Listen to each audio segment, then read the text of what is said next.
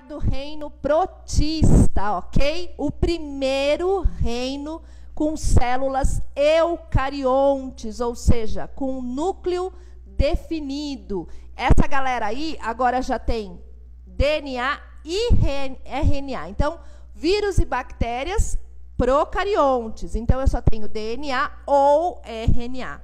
O reino protista, ele já vem sendo o primeiro reino que trata de células eucariontes, células já toda definida. O reino protista, ele tem uma coisa bem legal. Ele vai trabalhar duas espécies, as algas e os protozoários. As algas, ela seria a primeira espécie do reino plantae. Mas entre as algas e as briófitas, que são os musgos, aquele que te derruba na pedra da cachoeira, existe uma longa diferença morfológica. Existe uma grande diferença de estrutura física. Quando você pega uma alga, quando você pega uma briófita, que você analisa ali no microscópio, você vê uma diferença muito grande entre uma e outra. Então, o que fizeram? Pegaram as algas e fizeram um reino para ela, reino protista. E os protozoários, Érica? Os protozoários, ele também era o primeiro do reino Animalia, tá? Ele era o primeiro e depois vem os poríferos, que são as esponjas. Mas se você pega um protozoário e pega uma esponja, a estrutura dele, morfológica, a estrutura de massa dele é muito diferente dos poríferos. Então, o que fizeram também? Tiraram o protozoário lá do reino Animalia e colocaram eles com as algas, e aí fizeram, então, o reino protista. O reino protista, então, eu posso dizer, Érica, que é um reino de estruturas bem menos evolutivas? Sim. Ele é um reino onde os dois participantes desse reino, eles trazem estruturas bem menos evolutivas, tá?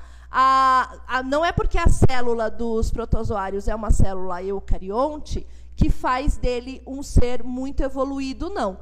Ela é uma diferença, mas não que isso cause uma evolução morfológica, de estrutura, tá?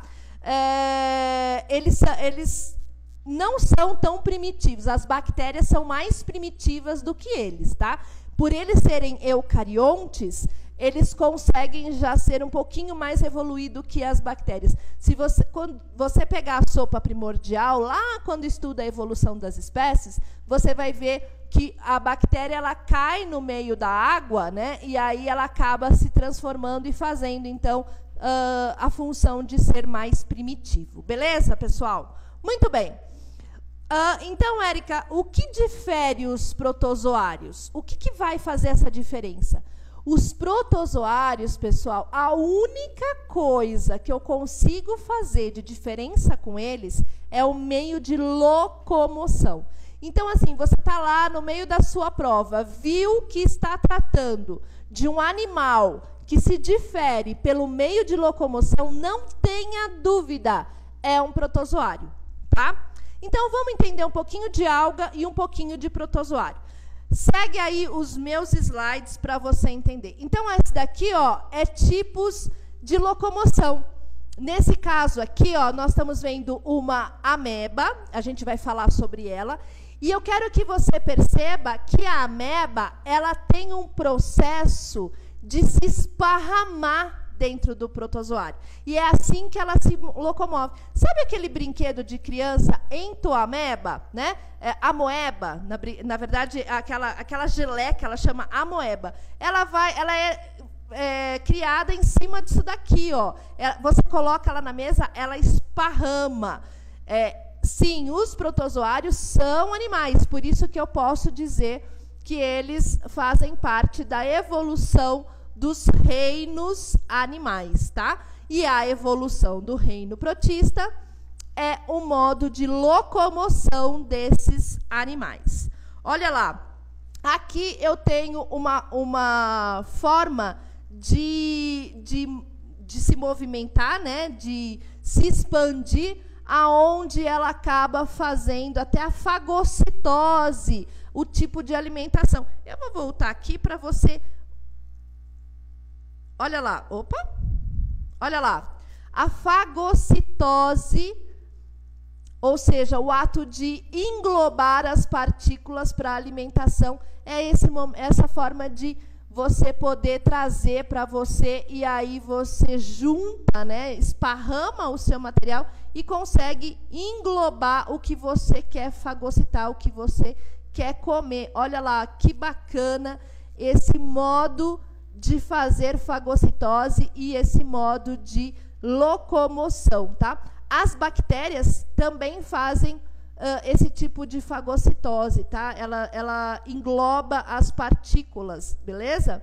Olha que bacana. Eu trouxe isso justamente para vocês entenderem o que é fagocitose. Isso aqui é muito importante, pessoal. Fagocitose é o ato de englobar partículas sólidas para poder fazer a alimentação do animal. Tudo bem? Muito bem, vamos lá. Outro modo de apresentação, olha, outro modo de locomoção do reino protista, tá? Aí eu estou falando de um esporozoário. Esse tipo de reprodução aí, desculpa, esse tipo de locomoção aqui é da malária, da doença malária, tá? Ele é como se fosse ventosas e eles vão fazendo exatamente esse movimento para se locomover.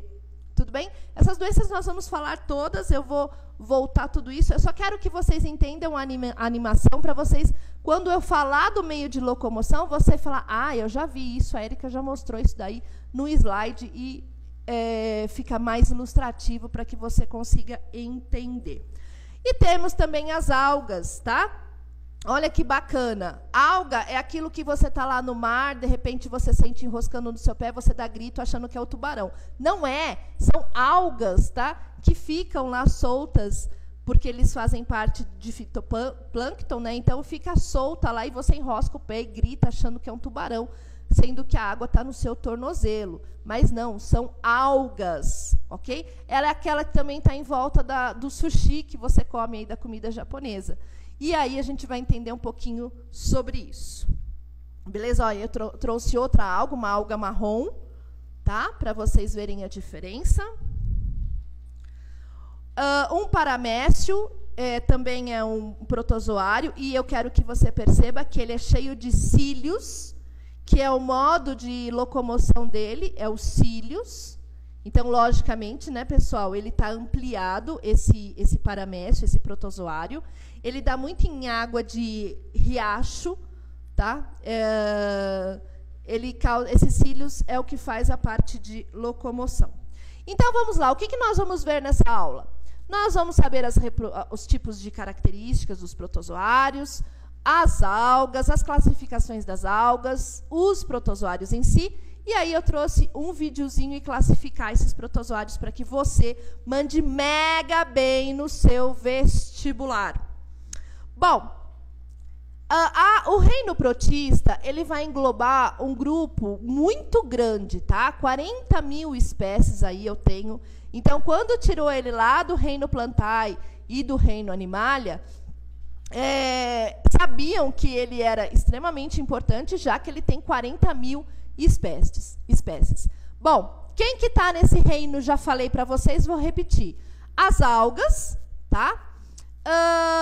E os protozoários. Então, dá uma olhadinha aí, tipos de protozoários e tipos de algas. Se você estiver olhando e achando que aquilo é um olho, não se engane, não é um olho, tá? É o tipo de vacúolo que ele vai ter aí, um vacúolo contrátil. Então, eu tenho, ó, flagelado, eu tenho um paramécio ciliado, eu tenho uma euglena, eu tenho algumas algas aí. Trouxe para vocês entenderem, porque como ele é muito microscópico, a gente ouve falar de protozoário, doenças de protozoário, mas a gente nunca consegue imaginar. Porque o vírus e a bactéria, a gente tem uma noção, mas os protozoários, ele não é muito difundido a morfologia dele. Então, eu trouxe essas imagens para que vocês consigam diferenciar, de repente, na hora aí de uma questão onde você encontre essa imagem, você fala, opa, eu vi isso lá na aula da Érica, e eu sei que isso daqui é um protozoário, isso é um protozoário, isso é um protozoário, um protozoário, um protozoário, o resto é algas. Vamos lá. Todos eles são eucariontes. Eu vou sair aqui de ladinho para você ficar mais por dentro do slide. Todos eles são eucariontes, seja as algas, seja os protozoários, tá? Núcleo com membrana, carioteca, por ser eucarionte, é tudo definidinho. Já tem todas as organelas presentes. Eles podem ser uni- ou pluricelulares, ou seja, uma célula ou várias células. Parede celular pode ser de pectina, sílica ou celulose, ou seja, cada um deles tem uma estrutura de parede celular, a parede de fora diferente. Pectina, sílica ou celulose, beleza?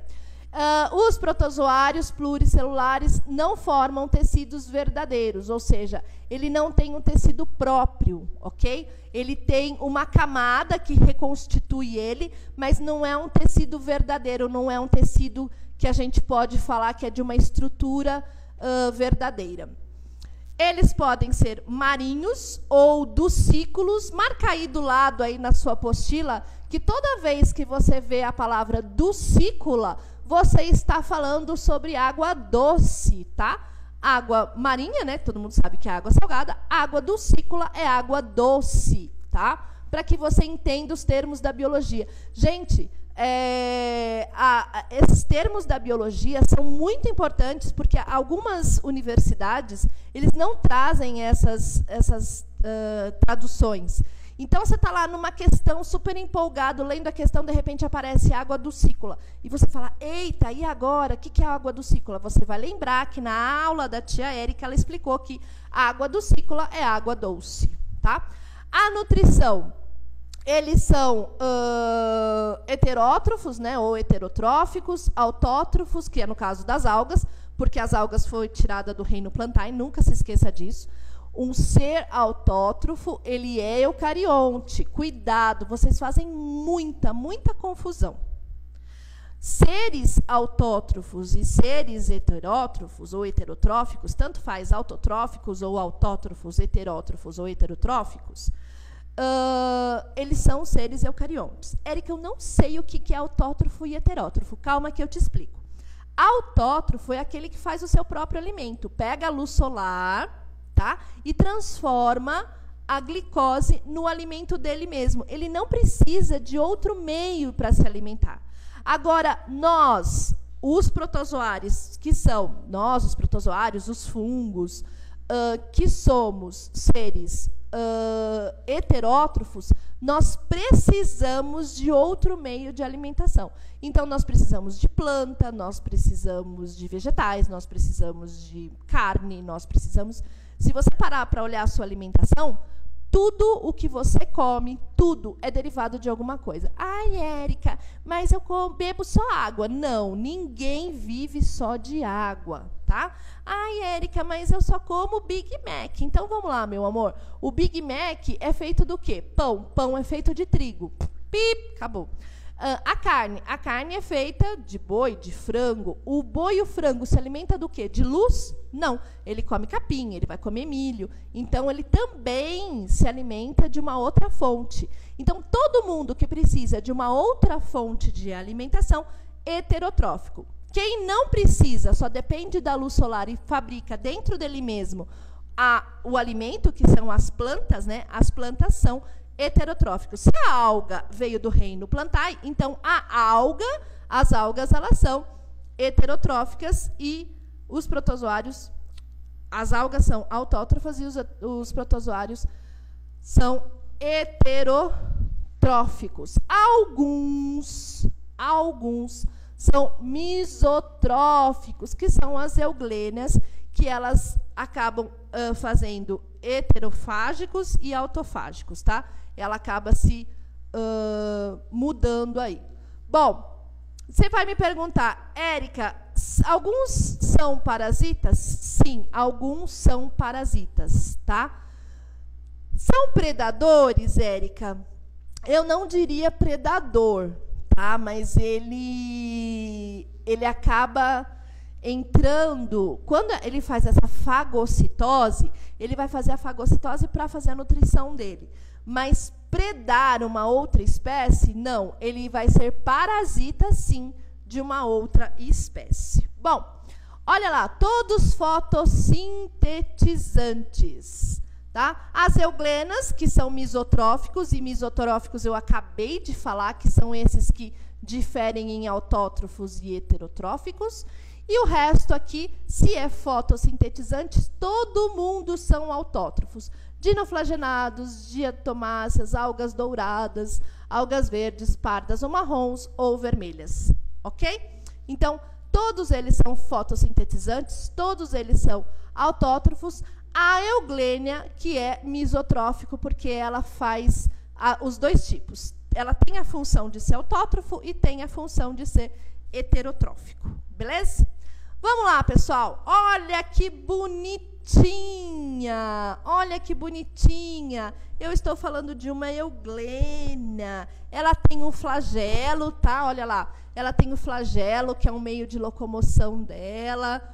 Tá? Isso aqui não é um olho, é um vacúolo contrátil. Tá? Ela faz... Eu vou explicar para vocês melhor. Vamos lá. Vive em águas doces. Olha do ciclo aí, ó, que eu falei para você marcar no seu caderno, nas suas anotações, para você não se perder na hora da prova. São flageladas, que tem esse flagelo aqui para se locomover. E ela tem os vacúolos contráteis. Pessoal, o vacúolo contrátil é o seguinte... Quando ela começa a ficar muito cheia de água, ela consegue contrair e fazer a expulsão dessa água. Então, ela tem um controle osmótico dentro dela, porque senão ela fica muito túrgida, muito dura, muito concentrada. Então, ela contrai, expele um pouco de água e ela vai fazer esse controle osmótico. Você vai ver muito vacúolo contrátil aí quando você estiver estudando biologia. Então, já marca nas suas anotações que o vacúolo contrátil faz o controle, o equilíbrio osmótico nas euglênias, e você vai ver em outras espécies que você vai encontrar vacúolo contrátil. Mesotrófica, acabei de falar, então ela faz os dois tipos de alimentação, e todas elas são divisões binárias. O que é divisão binária mesmo, Érica? De uma forma duas, de duas forma 4, de 4 forma 8, de 8 forma 16, 16, 32 e assim sucessivamente, tá? Sucessivamente, assim, sempre igual. Beleza? Nossa, Érica, mas não precisa explicar o que é sucessivamente. Precisa sim, algumas pessoas não têm, né, essas palavras muito utilizadas, então eu acho bem importante a gente falar isso para que as pessoas entendam bem a aula. Ok? Olha lá que bonitinha, o flagelo, o vacúolo contrátil, um núcleo, bem bacaninha para você. Aqui, ó, o olhinho não é o núcleo, tá? O olhinho é isso aqui que vocês veem, ó, o vacúolo contrátil, tá? Ele é bem presente mesmo na parte das euglênias. Bem legalzinha, né? Já tem cloroplasto, ok? Dinoflageladas já são algas unicelulares e ela é muito importante para o fitoplâncton, tá? Ela está muito presente como parte de fitoplâncton nos oceanos. Também podem ser flageladas, né? Ó, tem um flagelinho aqui. E elas fazem endossimbiose. Érica, o que é endossimbiose? Eu não consigo imaginar o que é endossimbiose. Elas fazem um processo de mutualismo, ou seja, elas ficam dentro, né, dentro, elas ficam dentro de uma outra espécie, mas elas não causam nenhum dano para essa espécie. Então, olha lá, elas vão viver no interior de vários invertebrados, como corais, água-vivas, anêmonas e esponjas. Elas ficam ali, elas fazem reprodução ali, elas vivem uma vida inteira ali dentro, mas elas não causam nenhum mal para quem elas estão fazendo essa interação ecológica. Então, o mutualismo puxa aí uma seta, puxa aí um balão nas suas anotações. Mutualismo é uma relação ecológica aonde não vai causar nenhum dano para a espécie em que ela está. Ela vai viver ali tranquilamente e não vai causar nenhum mal tá? Não vai causar nenhum mal para quem ela está fazendo essa parte de mutualismo. Já expliquei o que é misotrófica, né? Ela faz os dois tipos, e elas são responsáveis pela substância tóxica da maré vermelha. Então, quando você pega algumas literaturas, aí você vê aquele oceano todo vermelho, você fala, nossa, que coisa linda, quero conhecer essa praia. Opa, opa, opa, cuidado aí. Essa praia, né, que aparece em várias fotos, se você entrar aí no Google, você vai ver fotos lindíssimas, porque realmente o mar fica muito bonito, é quando elas vão fazer a reprodução e elas soltam essa toxina e a água fica vermelha. E aí, pessoal, ela acaba sendo muito tóxica, tá? Neste momento, presta atenção, marca bem aí o que eu estou falando, ó. Quando você vê uma maré vermelha, é um sinal que ela está solta no mar, e neste momento, aonde ela está causando a maré vermelha, ela está fazendo um tipo de relação ecológica, ou seja, aqui ela não fez o mutualismo, né? Aqui ela fez o mutualismo, que eu marquei aqui, ó, que não causa mal nenhum, fica super bem. Mas quando ela está solta, fazendo a sua reprodução no mar, livre natante, que a gente chama, livre, solta pela água, e ela solta essa toxicidade, ela vai causar uma relação ecológica chamada amensalismo. Amensalismo é um tipo de relação ecológica aonde este ser causa alguma coisa que mata as outras espécies. Quer ver um outro tipo de amensalismo? Os antibióticos, não todos, mas alguns antibióticos, eles são feitos de fungos. E os fungos, né, no caso, presentes nesse antibiótico, mata o quê? Mata bactérias. Então, neste caso, aonde o fungo está sendo utilizado dentro do antibiótico para matar a bactéria, ele está causando uma relação ecológica de amensalismo. Tudo bem, pessoal? Então, se ela está tranquila, vivendo tranquilamente dentro do interior de uma espécie, mutualismo, não está causando dano a ninguém. Quando ela está livre e liberando essa toxina no oceano, que ela causa a maré vermelha, ela é uma relação ecológica de amensalismo, tá? O amensalismo, ele vai sempre ser o controle sobre outra espécie.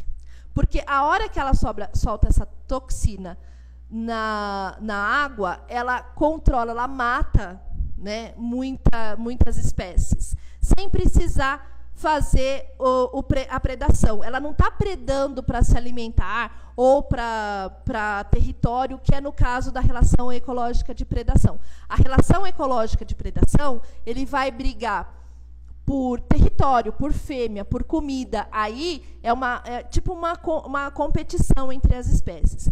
No caso do amensalismo, ele controla e mata sem precisar utilizar o que ele está matando. Ele mata por uma reação dele mesmo, sem precisar fazer o uso do que ele está matando. Ok?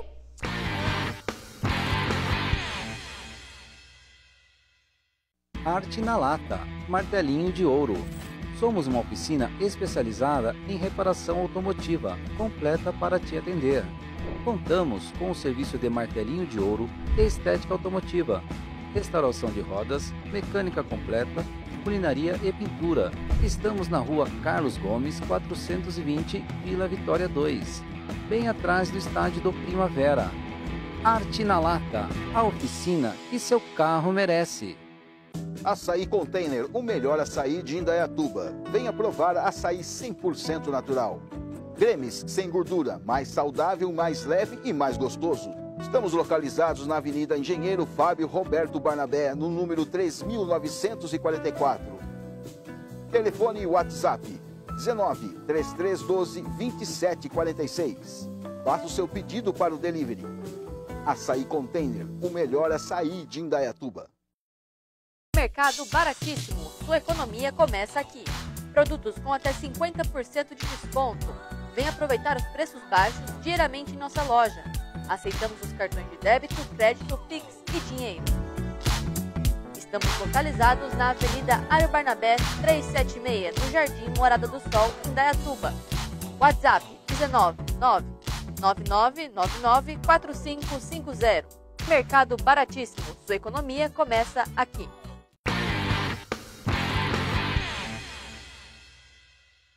Vamos lá, meus amores. Segundo caso, então, de racionalização. Qual que seria esse segundo caso de racionalização? É aquele caso onde o índice da raiz não é 2. Por quê? No exemplo anterior que eu falei para vocês, olha lá. Qual que é o índice da raiz aqui do meu denominador? Ó? Quando não tem nada aqui, significa que é 2. E nós dizemos raiz quadrada. Então, quando é raiz quadrada, é dessa forma aqui que eu expliquei para vocês. Tranquilo. Esse segundo caso aqui é quando a raiz não é quadrada. Quando a raiz é um outro expoente diferente. Certo?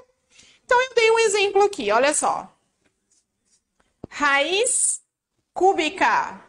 Olha lá. Como que eu... Não, raiz quinta. Como que eu faço quando a raiz é quinta? Embaixo. Olha, não bastasse ser uma raiz quinta, eu ainda tenho 5 ao quadrado dentro.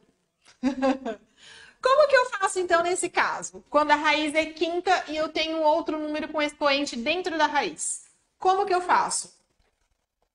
Eu também racionalizo da mesma forma, repetindo o número da raiz de baixo em cima. Então, olha lá. Primeiro, eu copiei. 3 sobre raiz quinta de 5 ao quadrado. Copiei. Aí eu coloquei vezes. Vou repetir essa raiz aqui. Aqui. E aqui. Só que tem um detalhe. Ó, o 5, que é o índice da raiz, continua 5 lá fora.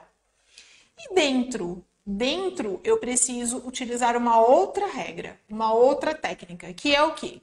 Eu faço o índice da raiz menos o expoente do número. Ó, 5 menos 2. Certo? E isso é uma regra.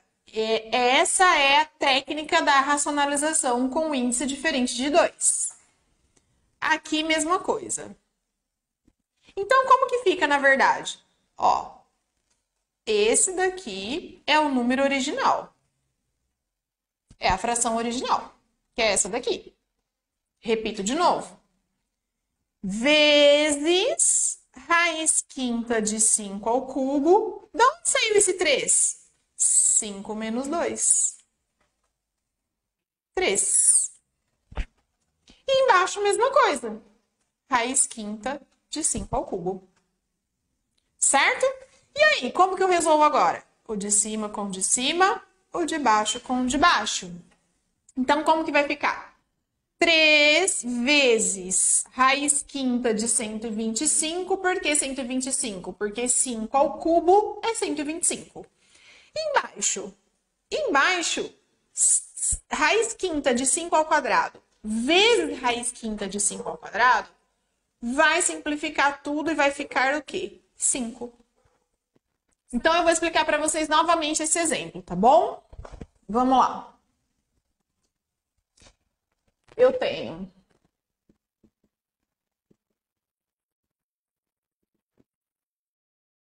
3 raiz quinta de 5 ao quadrado. Então, estou resolvendo um exercício lá, tive uma interpretação super difícil, uma resolução super complicada, e aí chega no final, eu chego num resultado desse. X igual 3 sobre raiz quinta de 5 ao quadrado. Aí eu olho lá na minha alternativa, não tem esse número. Aí eu vou falar, errei. Calma, nem sempre você errou. Você simplesmente não racionalizou ainda. Né? Então, de repente, você chegou no resultado certo, só que você não racionalizou. E você precisa racionalizar. Por que precisa? É que nem a simplificação.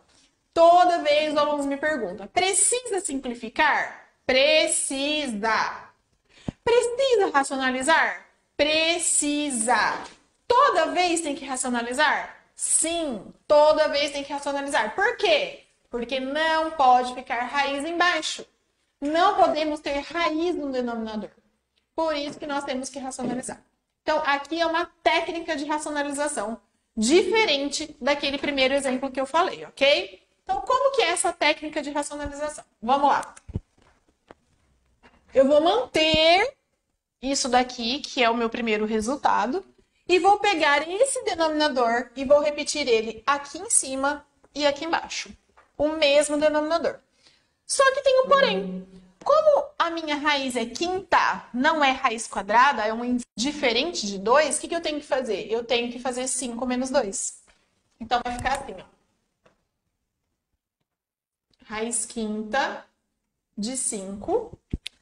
E aí, eu pego esse 5 aqui, coloco aqui. Menos esse 2 aqui. Coloco aqui. É isso. E a mesma, sempre que quando eu vou racionalizar, a mesma que eu faço em cima, eu faço embaixo. É só repetir embaixo.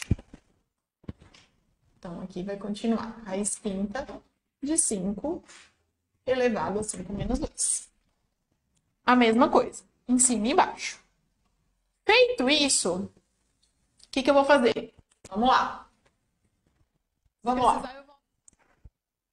Essa daqui eu vou fazer aqui embaixo, ó, para vocês entenderem melhor. Eu acho que embaixo fica mais didático. Então, aqui é raiz quinta de 5 ao quadrado, certo? Aqui vai ficar raiz quinta de 5 ao cubo. E aqui também, raiz quinta de 5 ao cubo. Ok? E agora? Agora eu vou fazer aqui na frente, ó. O de cima com o de cima, o de baixo com o de baixo. Lembre no exemplo anterior que eu falei que o número que está fora eu não junto com o número que está dentro? Então, vai ficar como? 3 vezes isso daqui. 3 raiz quinta de 5 ao cubo.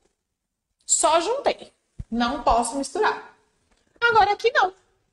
Aqui eu posso misturar. Por quê? Porque os dois estão dentro da raiz. Quando os dois estão dentro da raiz, eu posso juntar numa raiz só. Certo? Então, vamos lá. Lá no exemplo anterior, quando tinha raiz de 2 vezes raiz de 2, não ficou raiz de 4? Por que ficou raiz de 4? Porque não é... Porque o que eu fiz? Eu peguei essas duas raízes e juntei numa raiz só, 2 vezes 2, que é raiz de 4, que é 2. Esse daqui tá fácil porque é um exemplo simples, né? É um número simples sem expoente. Só que a mesma regra que eu fiz aqui, eu vou fazer aqui. Eu vou juntar essas duas raízes numa raiz só. O que eu vou fazer com os números que estão dentro? Eu vou multiplicar os números que estão dentro, que nem eu fiz aqui. Eu coloquei uma raiz só com os números que estão dentro multiplicados. Então, aqui eu vou fazer isso também, ó. Uma raiz só, continua a raiz quinta. O número que está dentro vezes o outro número que está dentro. Ó. Certo? Vamos lá. Juntei o de cima, vou repetir. Só repetir. Não fiz nada. E aqui? Aqui eu vou usar a regra de potenciação, ó. Junto. Bases iguais, junto numa base só. Então, vai continuar a raiz quinta. E aqui eu vou juntar. Quando eu junto com uma multiplicação no meio, o que eu faço com os expoentes? Esse mais esse. Então, aqui vai ficar 2 mais 3. Certo? 3 raiz quinta de 5 ao cubo eu copio. E aqui? Raiz quinta de 5 elevado a 5. É mágica? Não é mágica. É matemática. Cortei aqui, cortei aqui. O que acontece quando eu corto o expoente de dentro com o índice da raiz, o número sai da raiz. Então, por isso que embaixo ficou 5. 3 raiz quinta, agora eu vou resolver. 5 ao cubo. 5 vezes 5 vezes 5, que é 125. Eu já vou sair da frente, peraí. Deixa eu ver. Ó, 3 raiz cúbica de 125, porque 5 ao cubo é 125. E aqui, como cortou, sai. Posso simplificar o número de fora com o número de fora? Não dá para simplificar, porque eles não são múltiplos. Então, aí não tem mais o que fazer. Acabou aí. Esse é o resultado final. Chega lá. Vambora. 3 sobre raiz quinta de 5 ao quadrado. Então, vamos lá. Olha, então nós temos lá um 3 sobre raiz quinta de 5 ao quadrado. Não posso deixar essa raiz embaixo. Preciso racionalizar essa raiz.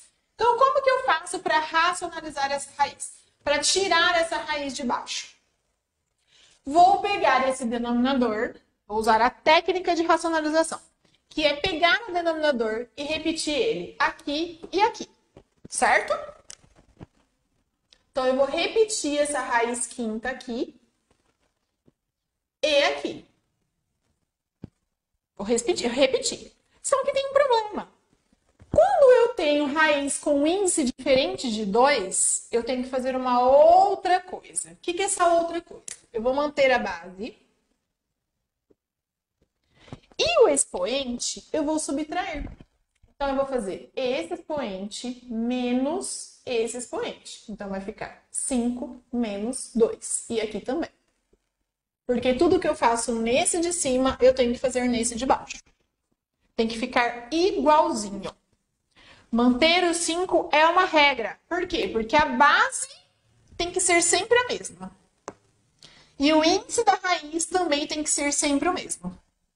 O que muda? O que muda é o expoente de dentro só. Tá? Então, ó, o índice da raiz mantém o mesmo. E a base de dentro da raiz também mantém a mesma. E o expoente a gente subtrai. Ok? Tá começando a entender agora? Aí, tá vendo? É o que eu falo pra vocês. É que nem quando vocês vão refazer sozinhos. A primeira vez enrosca, a segunda vez já começa a enroscar um pouquinho menos, aí na terceira vez começa a fluir o negócio. Tá? Vamos lá. Então, agora o que eu vou fazer aqui? Agora, essa daqui eu vou repetir aqui. 3 raiz quinta de 5 ao quadrado. Que é esse aqui. Eu repeti aqui. Vezes raiz quinta de 5 ao cubo. E embaixo, raiz quinta de 5 ao cubo. Só resolvi isso daqui e coloquei 3 aqui. Só isso. Essa daqui eu mantive aqui. A primeira eu sempre vou manter. Ok? Vamos lá. Continuando. Mantenho a primeira.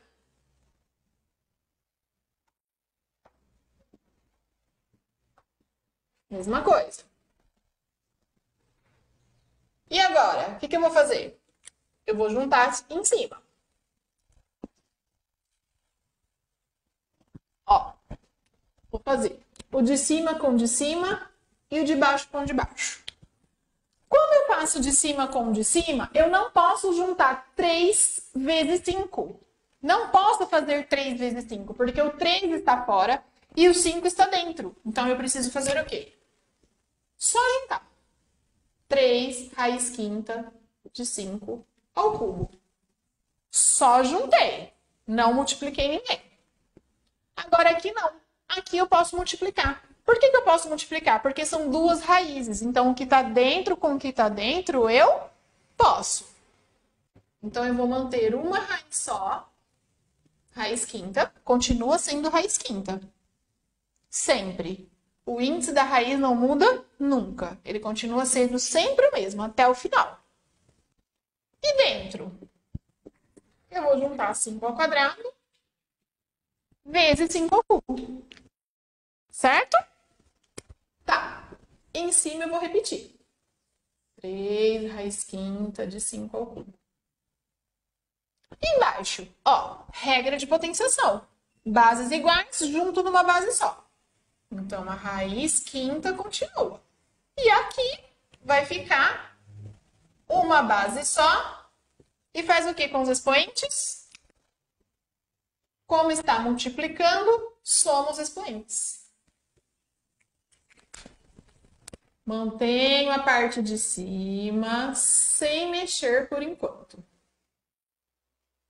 Embaixo, raiz quinta de 5 elevado a 5. Certo?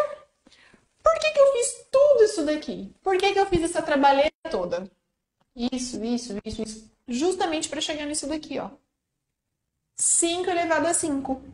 Por quê? Se eu tenho uma raiz quinta de 5 elevado a 5, eu posso cortar esse expoente com esse índice. Porque o número pequenininho de dentro, eu posso sempre cortar com o número pequenininho de fora. Então, corto aqui, corto aqui. Quando eu corto o expoente com o índice da raiz, o que acontece com o número? Sai de dentro da raiz. Então, 3. Quanto que é 5 ao cubo? Agora eu vou resolver. 5 vezes 5 vezes 5, 125. E aqui, como eu cortei expoente com índice, o 5 sai da raiz, a base sai da raiz. Pronto. Aqui é a raiz quinta, tá? Não muda. 3 eu não consigo simplificar com 5, então acabou. Pronto, ó. Tá vendo que saiu o denominador de raiz? A raiz foi para cima e o denominador ficou sem raiz. É mágica? É regra. Tá bom, meus queridos? Então é isso. Então vamos lá. 3 sobre raiz cúbica de 3. Esse exemplo, ele é chatinho. Ele parece simples. Mas por que eu coloquei ele? Porque tá vendo que todos os números são 3? Todos os números iguais. Isso confunde um pouco. Tá? Então é um ótimo exercício para você treinar. Treinar. Vamos lá. O primeiro eu mantenho e vou fazer o quê? Vou pegar esse denominador e vou repetir aqui e aqui. Então vamos lá. Vou repetir a raiz cúbica aqui e vou repetir a raiz cúbica aqui. Certo? Tá. A base também eu vou manter. A base que é 3. Agora eu preciso subtrair o expoente, né? Porque é a regra. Então, esse expoente menos esse expoente. Mas que expoente se não tem nada? Quando não tem expoente é 1. Todo número está elevado a 1. Só que o 1 está invisível ali. Então, vai ficar 3 menos 1. E aqui também eu repito. 3 menos 1, ok? Então, vai ficar 3 embaixo, raiz cúbica de 3, vezes raiz cúbica de 3 ao quadrado, porque 3 menos 1 é 2. E aqui, raiz cúbica de 3 ao quadrado. Certo?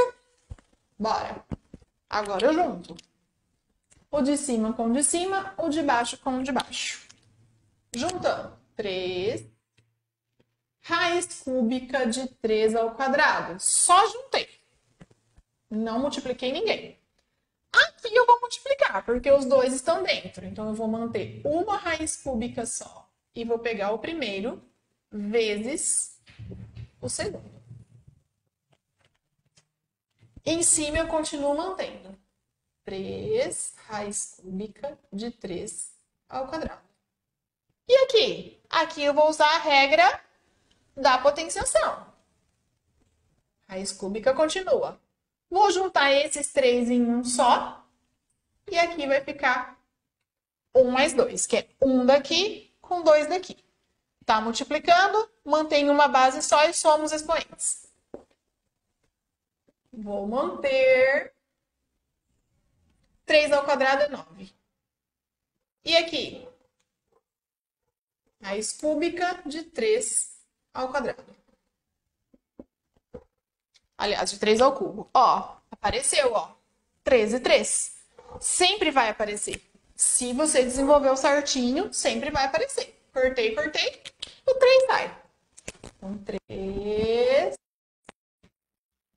Raiz cúbica de 9. Lembrando que raiz quadrada de 9 é 3. Mas a raiz cúbica de 9 não é 3. E aqui? Cortou, cortou, saiu. Olha, esse caso aqui, eu posso cortar o 3. Por quê? Porque esse 3 está fora e esse 3 também está fora. Então, eu posso simplificar. Neste caso, a minha resposta é cúbica de 9. Ok? Aí não tenho mais o que fazer, porque como eu disse, raiz quadrada de 9 é uma coisa, raiz cúbica de 9 é outra, ok?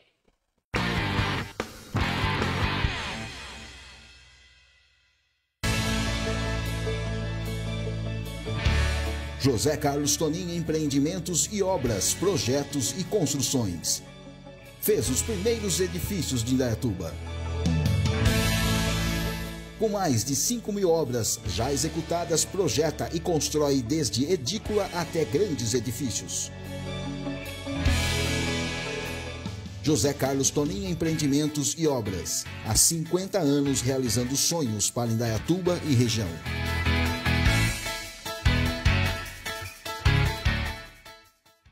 Há 25 anos, a Império trabalha para entregar valores de uma empresa com estrutura financeira sólida, capaz de cumprir com todos os seus compromissos firmados.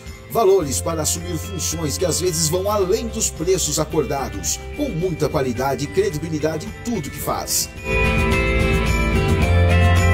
Valores com a preocupação do bem-estar da sua empresa e do local onde você vive com sua família. Esta é a Império, uma empresa que acredita nos valores.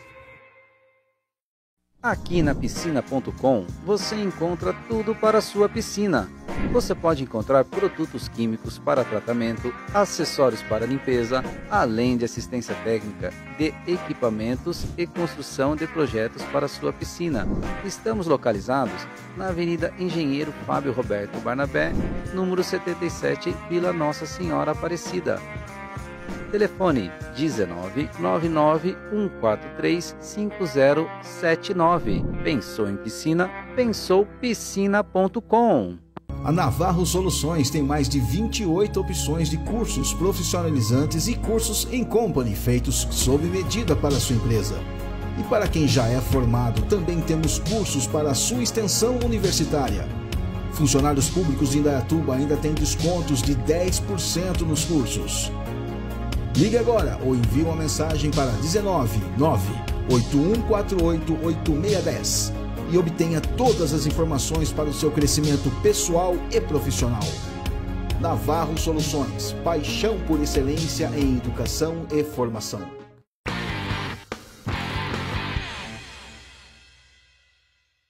Naquele problema anterior, né, que a gente estava falando de lançamento, a gente usou o V0x, né? Só que agora o V0x não é só V0x. V0x é V0 vezes cosseno do ângulo. Naqueles que a gente usou VY, agora não é mais VY, né?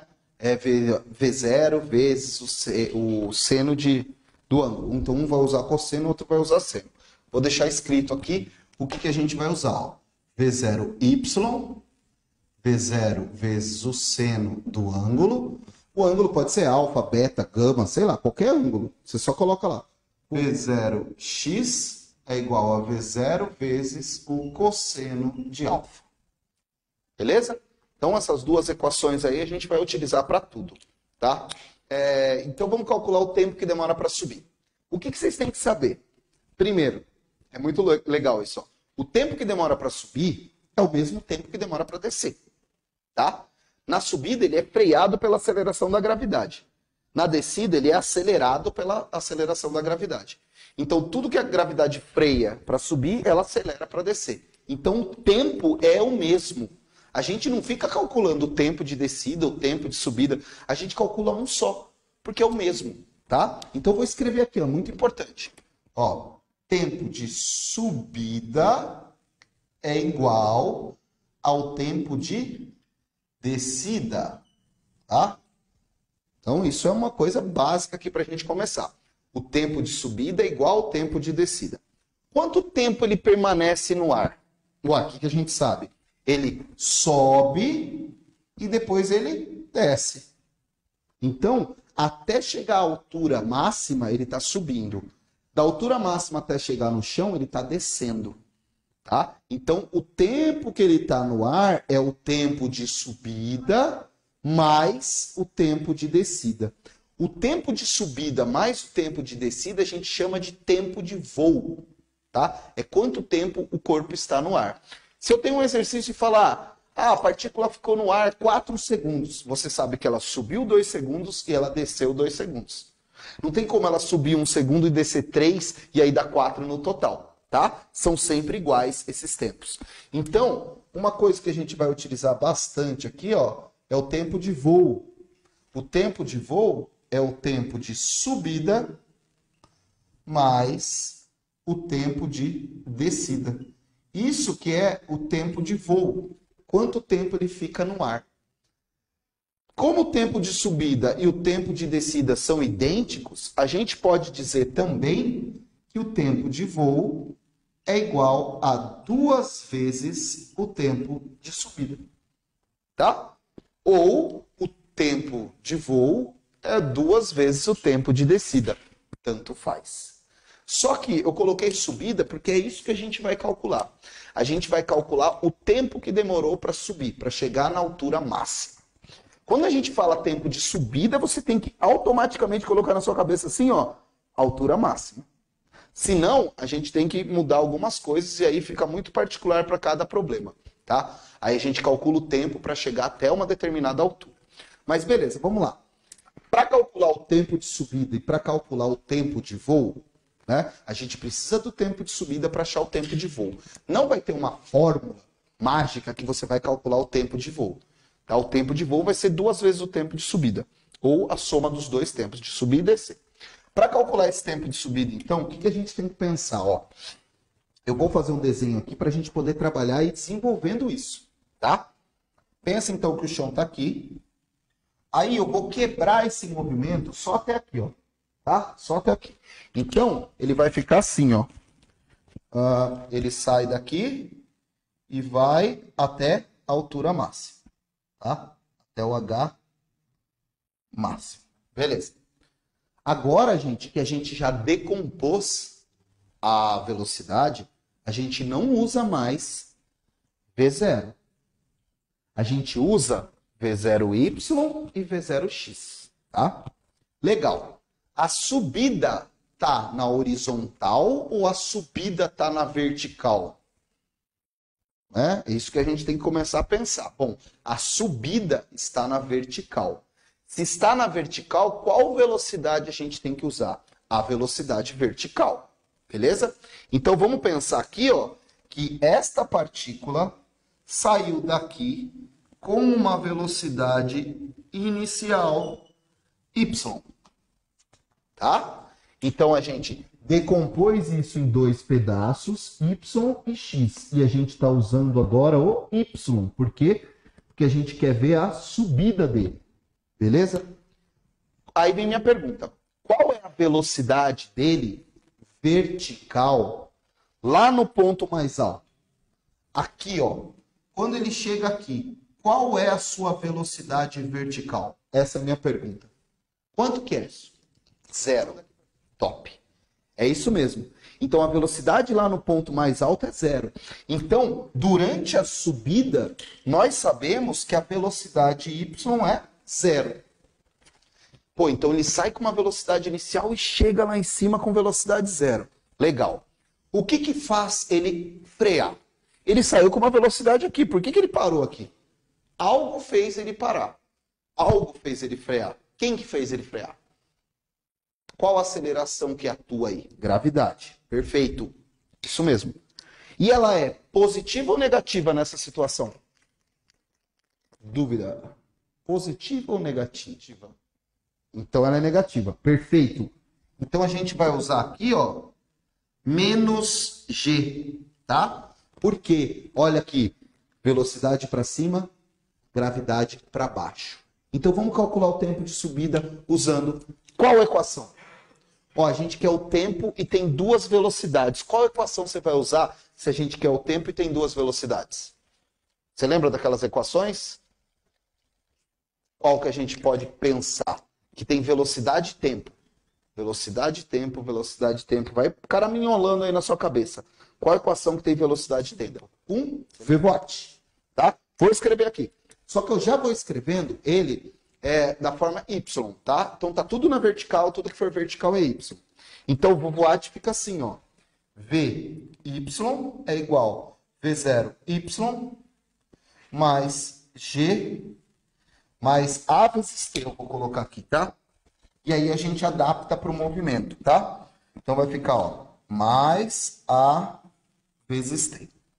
Essa é a equação aí que a gente vai usar. Só que nós vamos adaptar a gravidade para negativo e o tempo nós vamos chamar de tempo de subida. Então nós estamos calculando uma fórmula para achar o tempo de subida. Beleza? Então vai ficar assim, ó. Vy, então vai ficar 0 é igual V0y menos G vezes o tempo de subida. Vai ficar muito parecido com o lançamento vertical. Como a gente calculava quanto tempo demorava para subir. Vai ficar muito parecido, ó. Isso daqui vai ficar, ó, tempo de subida, tá? Tá tudo negativo, vai positivo. Tá? Tá fazendo uma subtração, vai fazendo uma soma. O G que está multiplicando vai dividindo. Então isso daqui vai ficar assim, ó.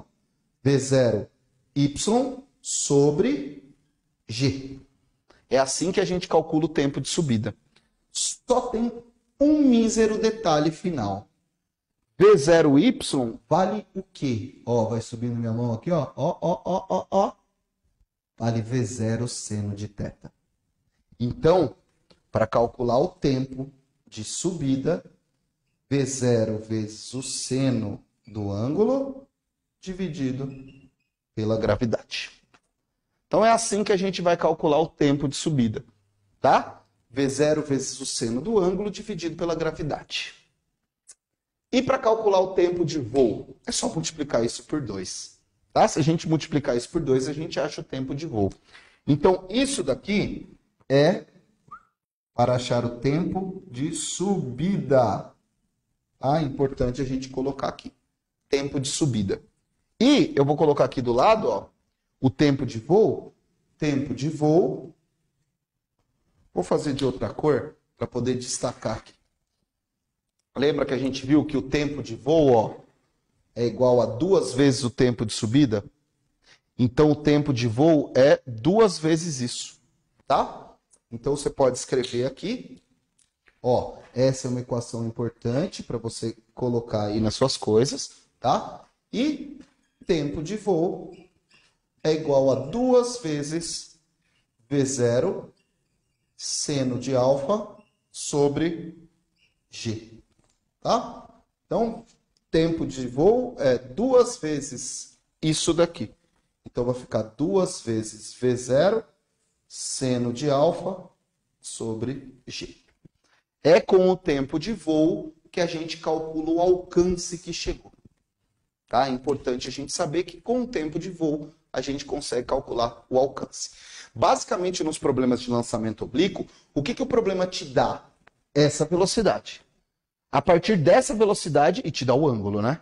Então, com essa velocidade com o ângulo, você consegue calcular isso, consegue calcular isso, consegue calcular o tempo de voo, consegue calcular o tempo que demorou para subir, você consegue calcular tudo. Só que você precisa ter a velocidade inicial e o ângulo, senão não dá. Tempo aqui, ó, tá? Ah, como é que calcula o tempo de descida? Do mesmo jeito, tá? Igualzinho, do mesmo jeito. Vai dar a mesma coisa. Não é necessário, tá? Então, ó, essa outra parte aqui da missão, nós já fizemos, tá? Vamos então aí para finalização. A gente calcula a altura máxima e o alcance. Beleza? Podia fazer assim, né? Vou escrever então aqui uma das coisas que a gente já achou também para guardar. Então a gente achou que o tempo de subida é igual a V0 seno de alfa sobre g. E nós achamos também que o tempo de voo é igual a 2 vezes o tempo de subida. Pronto, fica mais fácil, né? Acha o tempo de subida, multiplica por 2, você tem o tempo de voo. Fechou. Agora, vamos para a altura máxima. Como é que a gente vai calcular a altura máxima que atingiu? Para calcular essa altura máxima que atingiu, a gente pode pensar em Torricelli, a gente pode pensar em sorvetão. Sorvetão vai dar trabalho, tá? Por que vai dar trabalho? Porque agora a gente tem a velocidade inicial.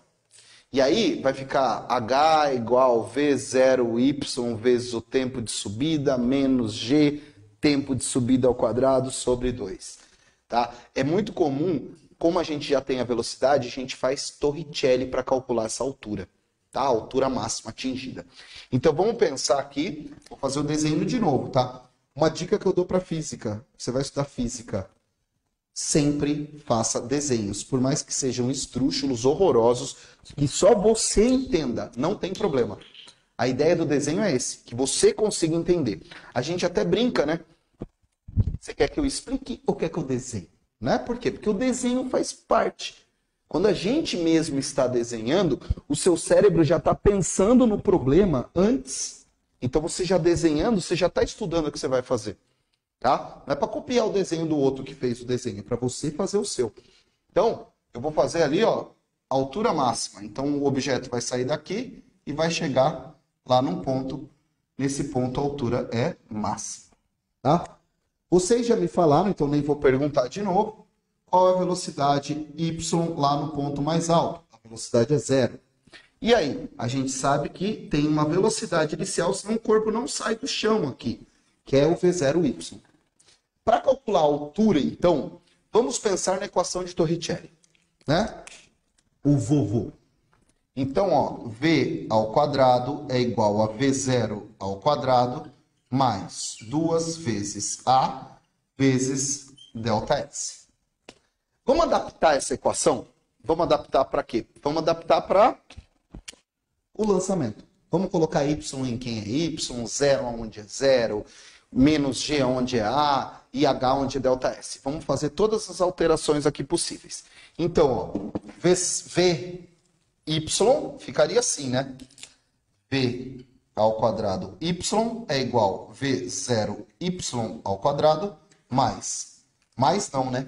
Menos. Lembra? Mesma coisa da gravidade. Está indo para cima e a aceleração da gravidade é para baixo. Então vamos colocar ela negativa aqui, ó. Então vai ficar 2 vezes menos g, vai ficar menos 2 vezes g, né? Então o menos daqui vezes o mais daqui vai dar menos, tá? Menos 2 vezes g vezes a altura máxima. Fica assim, ó. Vamos eliminar o que tem que eliminar, né? O que tem que eliminar? O que é 0? O que é 0 some. Quem é 0 aqui, ó? Vy. Então isso daqui dá 0. E olha a altura máxima chegando ali, ó, né? Menos 2GH. Lembra que o 2GH tá junto, eles não se separam, tá? Este combo tá fazendo uma subtração, então este combo vai fazer uma soma. Então vai ficar 2GH. Isso é igual a V0Y ao quadrado. Beleza? Agora isola o Hmax, a altura máxima. Se você fizer isso, o que a gente vai achar aqui, ó? Hmax é igual a V0y ao quadrado sobre 2 vezes g. Tá? É assim que a gente calcula a altura máxima. V0y ao quadrado dividido por 2g. Aí, o que você pode pensar? Você pode pensar que o V0y, de novo, ó, é isso daqui. Uma maneira mais fácil de fazer os exercícios, de fazer os problemas é, de cara, você calcula essas duas velocidades. Por quê? Porque tendo o resultado dela aqui, ó, você vai lá e substitui o resultado aqui. Acabou. Nós só estamos montando as fórmulas, parece mais complicado, porque a gente está montando a fórmula. Beleza? Então vai ficar assim, ó. Se a gente colocar em função de cosseno e seno, vai ficar Hmax é igual a abre parênteses. Tá? Não é V0y ao quadrado? E V0y não é V0 vezes seno de alfa? Então, abre um parênteses para a gente jogar o resultado do V0 ali. Ó. V0 vezes o seno de alfa ao quadrado, sobre 2 vezes G. Essa é a equação que você tem que saber para calcular a altura máxima atingida pelo corpo. Tá? Então, nós usamos Torricelli, substituímos o que precisava na equação e calculamos a altura máxima. Então, a gente já sabe o Hmax aí. Dá para você mudar isso daqui também, né? Só se você quiser deixar aí do jeito bonitinho ainda, você pode fazer o quadrado, lembra? O seno está ao quadrado e o V0 está ao quadrado. Tá? Isso daqui pode ser escrito também, deixa eu ver se cabe aqui embaixo, ó. Pode ser escrito assim, ó. Hmax, dá para ver? Dá. É igual a V0 ao quadrado, seno ao quadrado, sobre 2 vezes G. Tá? É outra maneira aí também de calcular a altura. Eu só tirei esse quadrado. Lembra que o quadrado é para o V0 e o quadrado é para o seno. É quadrado para todo mundo. Beleza? Então, ó, o D vai ser o nosso... Eu gosto de escrever Dmax, tá? O alcance máximo. Então, isso daqui é alcance. O alcance máximo trabalha em movimento uniforme. Por quê? Porque a gravidade, que é a aceleração, ela é na vertical. E o alcance está ligado com o V0x, está ligado com a horizontal. A gente até viu aí, né? Que D é igual velocidade vezes tempo. Né? Lembra? Deus vê tudo. Ó, ajudou, né? Você lembrar, Deus vê tudo.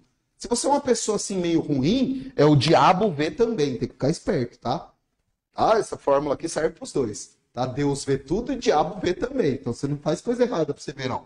Tá? Aqui, ó, vamos chamar de D max. Aqui é em X, é na horizontal. Então a gente chama de V0x. E o alcance vai depender do tempo que ele está no ar. Então o alcance depende do tempo de voo. O alcance máximo depende do tempo de voo. Então este tempo aqui, ó, é o tempo de voo. Beleza? É assim que a gente calcula o alcance máximo. Vamos só substituir as coisas para vocês verem que tem uma... Dá para a gente provar qual é o melhor ângulo para você lançar um objeto e obter o alcance máximo dele. Tá? Então vamos lá. Ó. V0x. O que é o V0x? É isso daqui, ó. V0 cosseno de alfa. Beleza? Tempo de voo. O que é o tempo de voo? É 2 vezes o tempo de subida. Então, ó, alcance máximo é igual a V0 vezes o cosseno do ângulo vezes 2 vezes o tempo de subida. Então, é só substituir o tempo de voo aqui, ó, e eu substituir o V0 aqui, ó. Foi o que eu fiz. Ó, agora vamos substituir isso aqui, ó. Ó a loucura agora, ó. O que é o tempo de subida? V0 vezes seno de alfa sobre G. Vamos substituir ali? Ó, vai ficar assim. Alcance máximo é igual V0 vezes o cosseno de alfa vezes 2 vezes V0 seno de alfa sobre G. Meu Deus, velho. Você olha e fala, pelo amor de Deus, olha o tamanho disso, cara. Nunca vou conseguir. Calma, tá? Existe uma propriedade matemática que é assim, ó. 2 vezes cosseno de alfa vezes seno de alfa é igual a seno de 2 alfa. Tá? Propriedade matemática. Aquela matéria maravilhosa da matemática que é a trigonometria, né? Aqui, ó. 2. Opa, não dá para ver aí? Eu vou subir aqui então, ó. Rapidão. Então, vou escrever aqui, ó. 2 seno de alfa vezes o cosseno de alfa é igual a seno de 2 alfa. Tá? Uma propriedade matemática. Beleza?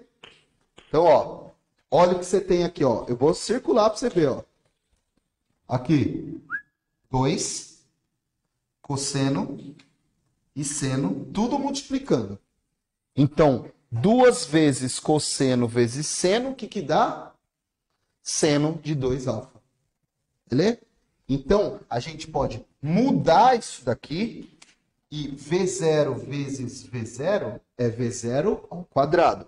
Então, finalizando aqui, ó, o alcance máximo pode ser escrito por V0 ao quadrado vezes seno de 2 alfa sobre G.